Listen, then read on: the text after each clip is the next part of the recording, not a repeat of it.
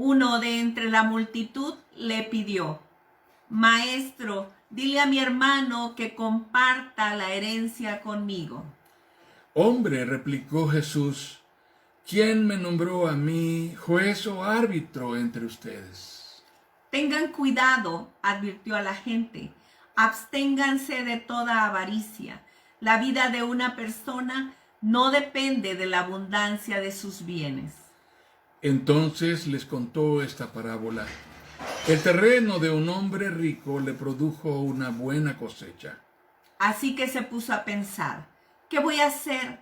No tengo dónde almacenar mi cosecha. Por fin dijo, yo sé lo que voy a hacer. Derribaré mis graneros y construiré otros más grandes donde pueda almacenar todo mi grano y mis bienes. Y diré: alma mía, ya tienes bastantes cosas buenas guardadas para muchos años. Descansa, come, bebe y goza de la vida. Pero Dios le dijo, necio, esta misma noche te van a reclamar la vida. ¿Y quién se quedará con lo que has acumulado? Así le sucede al que acumula riquezas para sí mismo en vez de ser rico delante de Dios. Lucas 12, 13 al 21. Amén. Amén. Nuestra reflexión ha sido durante estos domingos pasados en este pensamiento. La vida no depende de la abundancia de los bienes. Y pienso en la expresión de este hombre que había logrado una cosecha tan abundante. ¿No es acaso una de las cosas más gratificantes y que más anhelamos en la vida? Llegar a ese punto en el cual podamos decir, ya lo tengo resuelto. Ya llegué a donde yo había anhelado llegar. ¿No es acaso eso lo que todos esperamos que nos suceda? Amados hermanos, es que este es el sentimiento y la expectativa más natural de cualquier persona, el poder llegar a ese punto de decir, alma mía, huélgate, dedícate a disfrutar. ¿Cómo Jesús puede entender esto como una expresión que no es agradable a Dios? ¿Cómo Jesús puede interpretar esto como algo que finalmente no parece ser aprobado? Y lo considera como una manera de ser rico, pero no para Dios. Amados hermanos, si nos interesáramos en explorar y conocer cuál es la virtud que se opone y combate a la avaricia, la virtud que se opone y combate a la avaricia, aquella que mata, la virtud que mata a la hija predilecta, consentida de la avaricia, que es la mezquindad. Estamos hablando de la generosidad. Estamos hablando de la magnanimidad. Estamos hablando de la bondad y el desprendimiento. ¿Qué son?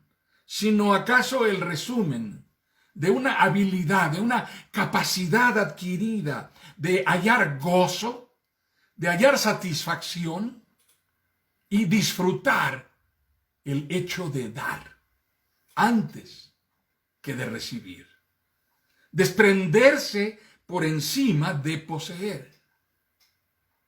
Rendir antes que dominar. Pero siendo muy honestos, amados hermanos, nos sorprendería enormemente descubrir que en estos tiempos de este humanismo predominante y beligerante que reclama los derechos humanos a ultranza, y en este tiempo de avivamiento de todas las grandes causas, todas las grandes causas altruistas que defienden a las minorías y a quienes están en desventaja, esto de lo que hablamos es algo de lo que el mundo adolece. No es tan común. Algo que desafortunadamente ya no se enseña.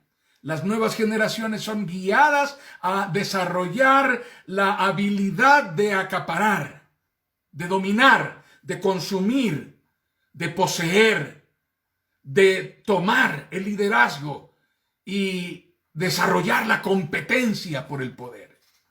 Así que cuando se habla de generosidad y compasión, es algo que el mundo interpreta como debilidad, es algo que el mundo interpreta como un acto de mediocridad. Estamos hablando de algo que cuando pareciera que se deja entrever en la forma en que las personas se conducen, en lo que hacen, en sus gestos, en aquella actitud que tienen hacia los que padecen necesidad alrededor nuestro, en realidad lo que estamos revelando por encima de compasión y genuina generosidad no es otra cosa sino intereses ocultos que niegan la eficacia de la caridad y de la genuina compasión.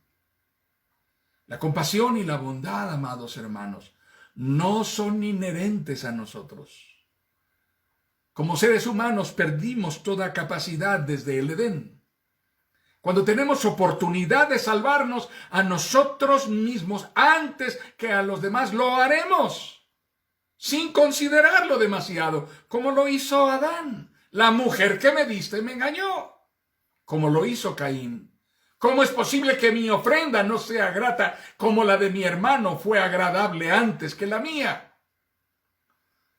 La palabra de Dios nos dice en la epístola de Santiago, ¿de dónde surgen las guerras y los conflictos entre ustedes? ¿No es precisamente de las pasiones que luchan dentro de ustedes mismos? Desean algo y no lo consiguen. Matan y sienten envidia y no pueden obtener lo que quieren. Riñen y se hacen la guerra. No tienen porque no piden. Y cuando piden, no reciben porque piden con malas intenciones para satisfacer sus propias pasiones. Oh, gente adúltera, ¿no saben que la amistad con el mundo es enemistad con Dios? Si alguien quiere ser amigo del mundo, se vuelve enemigo de Dios. Así que no somos compasivos porque no nos nace naturalmente. Y esto se debe a que estos atributos son un reflejo del carácter y la naturaleza de Dios. Dios siempre es justo. Dios es indefectiblemente bueno. Dios es inerrantemente misericordioso e invariablemente compasivo. Y esto no es natural en nosotros. Esto es lo que perdimos cuando caímos y fuimos apartados de la gracia de Dios. Así que nadie puede arrancarse el chip del egoísmo y la autogratificación que está instalado en nuestro ADN humano. No poseemos naturalmente la capacidad suficiente para reprogramarnos y hacernos buenos a nosotros mismos cuando en realidad hemos sido criados y formados estrictamente apegados a la ideología del yo primero, después yo y ya al final también yo. Basta llegar a un punto de quiebre en un matrimonio para que cada quien comience a pensar que es lo que se va a quedar con él: el refrigerador, la televisión, el coche, la casa, los muebles. Amados hermanos, esta es una historia mucho más común de lo que nos imaginamos. La dramática realidad que estamos viviendo nos confronta radicalmente, frontalmente con el hecho de que hoy somos y mañana no. Que hoy tenemos y mañana no. Que hoy hacemos y determinamos nuestros planes y determinamos nuestra vida y mañana no. Esto es tan devastador.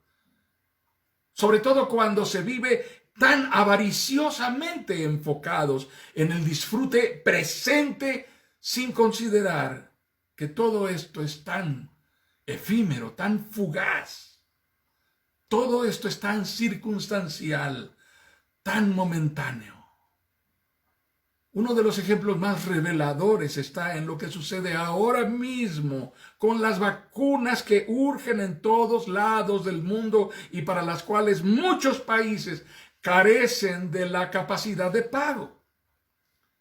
no hay dinero con que pagar.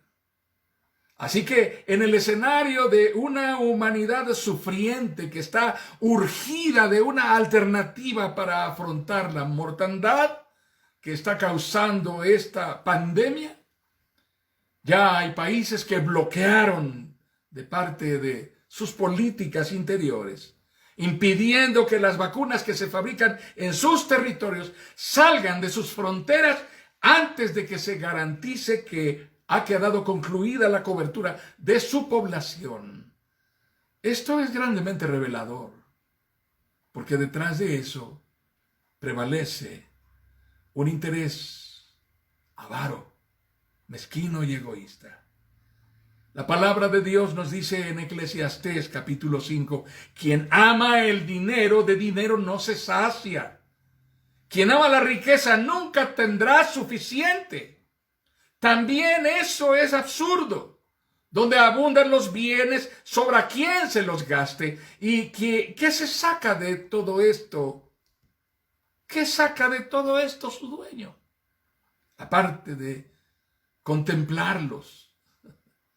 El trabajador duerme tranquilo, coma mucho o coma poco. Al rico, sus muchas riquezas no lo dejan morir. Quizá uno de los más impactantes episodios del Nuevo Testamento es el que nos narra en el libro de los Hechos la historia de Ananías y Zafira, uno de los actos de juicio de Dios más impresionantes. La palabra nos dice, había cierto hombre llamado Ananías, quien junto con su esposa Zafira vendió una propiedad. Llevó solo una parte del dinero a los apóstoles, pero afirmó que era la suma total de la venta.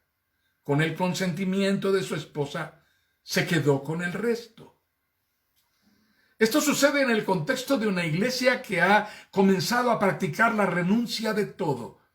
Los creyentes han vendido sus propiedades y las han repartido entre los pobres de tal manera que nadie padezca necesidad.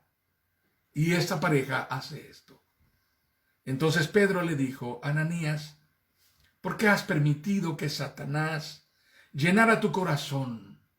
Le mentiste al Espíritu Santo y te quedaste con una parte del dinero. La decisión de vender o no la propiedad fue tuya. Y después de venderla, el dinero también era tuyo, para regalarlo o no. ¿Cómo pudiste hacer algo así? No nos mentiste a nosotros, sino a Dios. Después de eso vino la esposa detrás del marido. Él había muerto, juzgado por Dios. Y Pedro le preguntó si esto era lo que habían recibido por el terreno. Y ella contestó que ese fue el precio. Y Pedro le dijo, ¿cómo pudieron ustedes dos siquiera pensar en conspirar para poner a prueba al Espíritu del Señor de esta manera? Y ella murió también. Y tenemos que preguntarnos cuál fue la razón por la cual ellos fueron juzgados tan severamente. La razón por la que Dios juzgó tan severa y radicalmente a este matrimonio no fue que se hubiesen negado a dar una ofrenda. Sí, yo sé que hay quien pensaría que eso es así, pero no fue esa la causa. Sé que han oído esa versión. En realidad no es esa la correcta forma de entenderlo. El pecado de Ananías y Zafira fue que pretendieron engañar al Espíritu Santo de Dios. Así que la enseñanza derivada de ello es que la genuina compasión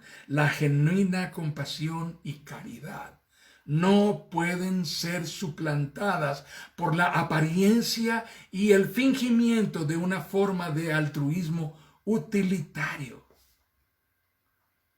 Amados hermanos, el proselitismo paternalista, aún el practicado por algunos ministerios, el proselitismo paternalista, el que da de comer con el único interés de conseguir prosélitos o seguidores, no es un reflejo fiel de lo que nuestro Señor Jesucristo hacía.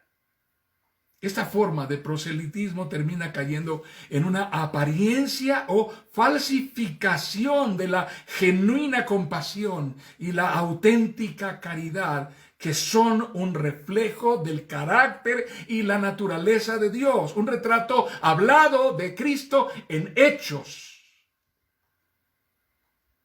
Esto es tan radical, tan categórico, que no importa si eres un misionero o eres un servidor público que distribuye algún tipo de ayuda. No importa si eres un cristiano llevando un plato de comida a algún vecino que está pasando por necesidad, o algunas cobijas que vas a donar para los internos en algún reclusorio. Incluso no importa si eres un aspirante a ocupar algún cargo público, la genuina compasión no puede ser falsificada. No hay nada de malo en que repartas. El problema está en que quieras hacer creer a las personas que a través de ello estás comprando algo, que a través de ello estás granjeándote algo, bien sea una fe, bien sea una convicción religiosa, bien sea un voto. Algo que esta generación de cristianos desconoce es la auténtica caridad, amados hermanos. No me refiero al altruismo que tiene un móvil de interés oculto, el que se practica desde los esquemas de asistencia paternalista de muchas organizaciones sociales y civiles que fueron diseñadas para cubrir grandes volúmenes de ingresos por los cuales intercambian favores caritativos por impuestos. Todos hemos oído la pregunta que si queremos donar para redondear nuestro cambio al hacer una compra. En ocasiones, incluso, esto es favores y caridades pagadas por consumidores cuyo nombre jamás aparecerá por ningún lado, porque quien tomará ese sombrero y dará la caravana usando un sombrero ajeno será ese empresario. Amados hermanos, la verdadera compasión cuesta. Y cuesta bastante. El ejemplo de esta genuina misericordia es nuestro Señor Jesucristo, que siendo Dios no le importó el dejar el trono de la majestad de su gloria y tomar nuestra miseria.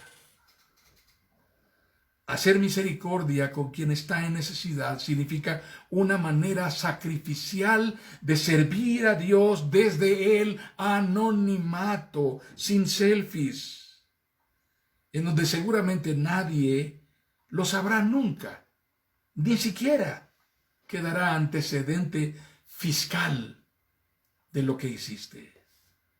Es indispensable dejar esto muy en claro, amados hermanos. La naturaleza de la compasión y la genuina caridad es tan radical que solo única y exclusivamente quien da, quien dona, quien comparte desde una vida transformada por Jesucristo, hallará verdadero gozo y privilegio en hacerlo.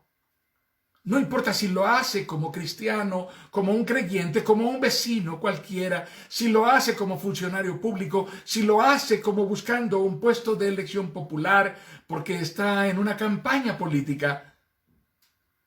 Pero es indispensable que quede claro que no disfrutará lo que hace si no lo hace como una expresión de la gracia y de la misericordia de Dios hacia aquellos a quienes les está dando. Esto, hermanos, es porque quien hace misericordia desde esta plataforma de conveniencia y de interés, no está afirmando la verdadera misericordia, ni la verdadera compasión, ni la genuina caridad.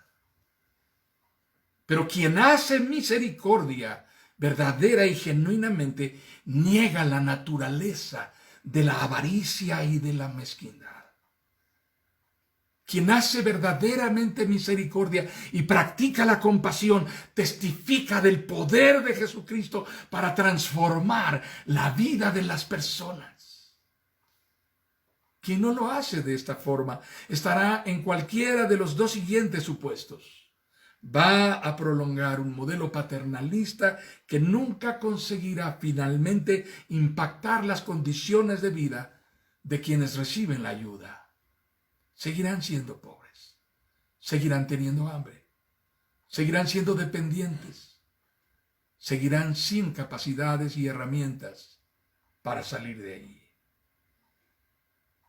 Si quien proporciona la ayuda no está proporcionando el apoyo desde un interés de transformar las condiciones de quienes reciben la ayuda, solo estará enfocado en paliar la necesidad.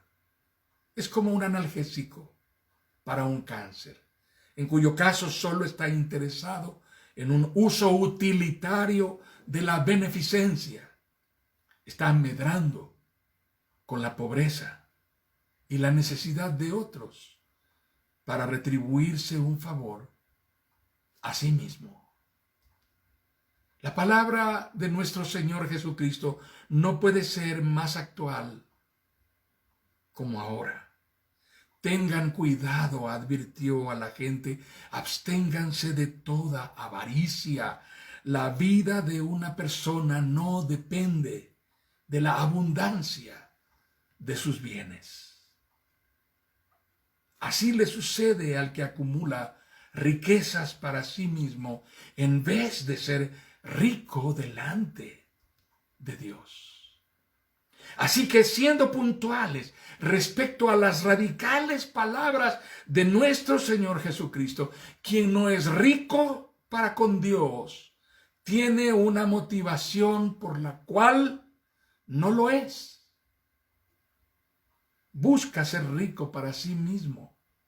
El interés está centrado en sí mismo, en su afán por asegurarse de que nunca le faltará nada. Su hambre insaciable de certidumbre le lleva a colocar su poder de adquirir y acumular por encima de todo, incluso por encima de todos, aún por encima de Dios. Pero ese afán y esa ansiedad por adquirir, poseer y reservar deriva de una forma de mezquindad y avaricia hacia Dios y hacia todos los que están a nuestro alrededor. Consideremos en este punto, hermanos, al concluir esta serie de reflexiones sobre esta porción de Lucas, capítulo 12. ¿Cuál es la esperanza que determina tu gozo y tu satisfacción? ¿Poseer? ¿Acumular? ¿Tener? ¿Poder?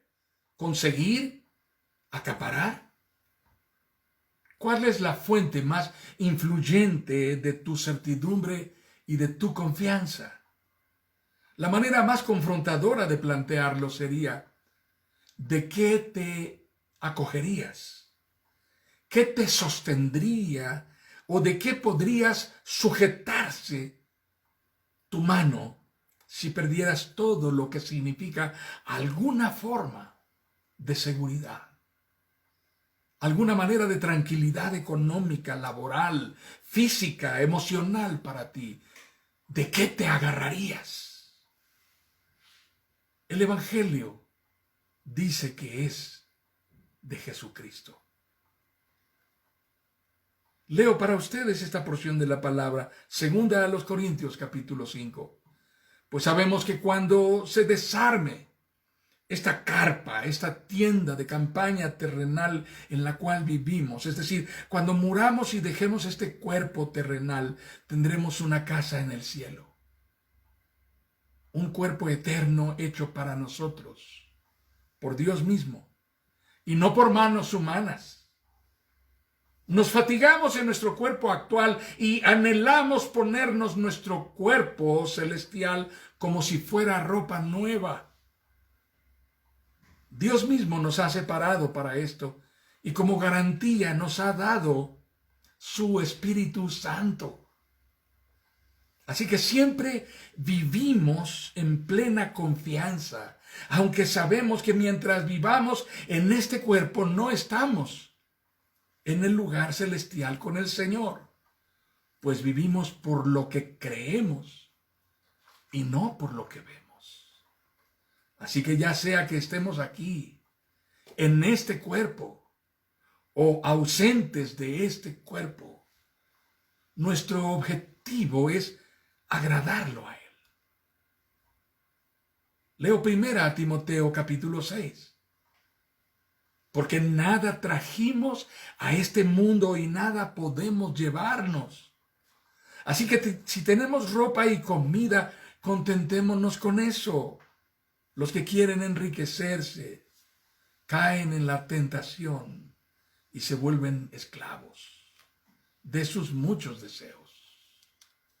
Estos afanes insensatos y dañinos hunden a la gente en la ruina y en la destrucción, porque el amor al dinero es la raíz de toda clase de males. Por codiciarlo, algunos se han desviado de la fe y se han causado muchos sinsabores. El Evangelio de Marcos nos narra esto. Entonces llamó a la multitud y a sus discípulos. Si alguien quiere ser mi discípulo, les dijo, que se niegue a sí mismo, lleve su cruz y me siga. Porque el que quiera salvar su vida la perderá, pero el que pierda su vida por mi causa y por el Evangelio la salvará. ¿De qué sirve ganar el mundo entero si se pierde la vida? ¿O qué se puede dar a cambio de la vida? Una de las ideas más arraigadas en el pensamiento hebreo decía que Dios recompensa con abundancia de bienes y de prosperidad a quienes le obedecen. Esto parece tener mucho sustento bíblico y suele ser entendido como una verdad invariable y absolutamente aplicable en todo caso y circunstancia. Y sí lo es. Excepto cuando Dios tiene otro programa para la vida de alguien y entonces todo se ve transformado por la excepción y Dios es soberano para establecer excepciones cuando Él determina hacerlo. Amados hermanos, incluso hoy hay quienes afirman fehacientemente que los hijos de Dios no pueden ni deben ser pobres, no pueden ni deben enfermarse, no pueden ni deben sufrir aflicciones, y así enseñan desde muchos púlpitos, pero, amados hermanos, seamos sensatos, seamos congruentes, seamos coherentes, seamos pertinentes. ¿Es esto una verdad bíblica incuestionable y absolutamente aplicable en toda circunstancia? ¿En todas las formas? ¿O es solamente una manera de interpretar algunas de las porciones de la Biblia, sacándolas de contexto? Amados hermanos, apliquemos nuestro entendimiento y capacidad de razonamiento a la verdad bíblica. Reconozcamos que si hay algo que tenemos que aceptar hoy en medio de esta adversidad que se ha extendido sobre nosotros con su manto de muerte y dolor, de duelo, de sufrimiento, es precisamente que nuestra fe y certidumbre no pueden depender de tenerlo todo, ni de tenerlo todo resuelto, ni de vivir cómoda y confortablemente abastecidos. Ay de quien confía en eso, ni siquiera en la salud completa. La razón de ello es lo que nuestro Señor Jesucristo dijo. La vida, amados hermanos, es más. La vida es enorme e inmensamente más, incalculablemente más, sobradamente más que la abundancia de los bienes que poseemos. Hemos vivido engañados, haciendo depender nuestra valoración de la vida de todo lo que podemos agregarle para que valga la pena vivirla. Lo que sea que deseemos agregar desde nuestra lista de anhelos pendientes por cumplir: una casa, un auto, un sueldo, un negocio, un trabajo soñado, una lana en el banco, un celular de última generación. ¿Qué es lo que quieres? ¿Qué es lo que anhelas? Solemos creer y afirmar que si tuviésemos eso, entonces sí seríamos verdadera y completamente felices. Pero eso es una falacia, porque todo eso se puede perder en un instante. Y ay de quien puso su felicidad en ello. La vida no vale más por tener todo eso. La vida no depende de la abundancia de lo que se posee. La vida sigue valiendo para Dios aún sin confort. La vida importa para Dios aún sin comodidad. La vida tiene propósito para Dios aún sin bienestar, sin facilidades, sin solvencia y sin salud. Chicos, los jóvenes que pudieran estar oyendo esto o viendo esto, la vida es inmensamente mucho más que tener internet, que tener señal, que tener un celular de última generación. El valor de la vida está determinado por Dios y no por lo que podemos adquirir y agregar. Nada hay que podamos incluir en nuestro equipaje cuando llegue la hora de irnos. Cuando llegue la hora, no podremos meter nada junto con nosotros adentro del cajón. Es posible que ni siquiera tengamos la oportunidad de decir las últimas palabras que habíamos ensayado con anticipación. La palabra de Dios dice en 2 Corintios 4:17, pues los sufrimientos ligeros y efímeros que ahora padecemos producen una gloria eterna que vale muchísimo más que todo sufrimiento. Así que no nos fijamos en lo visible, sino en lo invisible, ya que lo que se ve es pasajero, mientras que lo que no se ve es eterno. ¿Acaso nos está impedido amar lo que hemos logrado? ¿Disfrutar de nuestros bienes y recursos? ¿Se trata entonces de aborrecer la vida y negarnos a disfrutar de las bendiciones que recibimos de Dios? En ninguna manera. Debemos amar la vida y disfrutar de las bendiciones de Dios. No nos está impedido gozar de nuestras comodidades y valorar lo que tenemos y hemos adquirido con esfuerzo y sacrificio, pero nada debe poseernos a nosotros, y a nada de todo eso habremos de pertenecerle, porque nada de eso es propietario de nuestro gozo, de nuestra certidumbre, porque le pertenecemos a Cristo y amamos más a Dios que a nada y a nadie, absolutamente. Porque ninguno de nosotros vive para sí mismo, ni tampoco muere para sí. Si vivimos, para el Señor vivimos, y si morimos, para el Señor morimos. Así pues, sea que vivamos o que muramos, del Señor somos. Ya que han resucitado con Cristo, busquen las cosas de arriba, donde está Cristo sentado a la derecha de Dios. Concentren su atención en las cosas de arriba, no en las de la tierra, pues ustedes han muerto y su vida está escondida con Cristo en Dios.